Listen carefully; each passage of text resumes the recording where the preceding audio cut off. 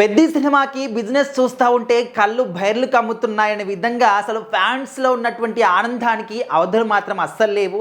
And starting నుంచి కూడా Peddi సినిమాకున్నంత hype ఇంకా ఏ సినిమాకు కూడా ఈ విధంగా రాలేదు అనే విధంగా కూడా ఫీల్ అవుతున్నారు. ఎందుకంటే ఇప్పటి వరకు వచ్చినటువంటి ఫస్ట్ సింగిల్ కావచ్చు, అదేవిధంగా 2 సాంగ్స్ కావచ్చు, ఎంత అద్భుతమైనటువంటి రెస్పాన్స్ వచ్చింది అనేది మనం చూస్తున్నాం. అంటే స్టోరీ లైన్ కూడా అందరికీ తెలిసిందే. సో మరి ఒక పల్లెటూరి back drop, sports back drop అని చెప్పేసి మనకు తెలుసు. ఒక వ్యక్తి నార్మల్ సాధారణ కుటుంబంలో ఉన్నటువంటి ఒక వ్యక్తి కష్టపడి తను జాతీయ స్థాయికి స్పోర్ట్స్లో ఏ విధంగా వెళ్తాడు అనే విధంగా ఈ స్టోరీ ఉంటుందని చెప్పేసి కూడా తెలుస్తుంది. అండ్ మనకు చూపినటువంటి ఆ ఒక గ్లిమ్స్లో ఓన్లీ క్రికెట్ని చూపించారు. వచ్చినటువంటి 2 సాంగ్స్లో కూడా బ్యాట్ కనిపించింది. కానీ ఓన్లీ క్రికెటే కాదు, ప్రతి ఒక్క గేమ్ కూడా ఈ సినిమాలో ఇంక్లూడ్ అయి ఉంటుంది అని చెప్పేసి కూడా తెలుస్తుంది.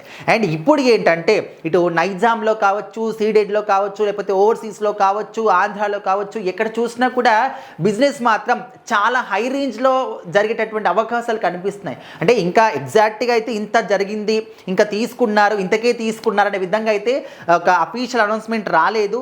బట్ సినిమా విశ్లేషకులు చెప్తున్నటువంటి వివరాల ప్రకారం మనం చూస్తూ ఉంటే పెద్ది సినిమాకి మాత్రం భారీ ఎత్తున బిజినెస్ జరుగుతుంది అనే విధంగా తెలుస్తుంది. అండ్ ముఖ్యంగా మన నైజాం ఏరియాలో మెగా ఫ్యామిలీ హీరోల కంటే చాలా ఎక్కువగా ఫ్యాన్స్ ఉంటారు.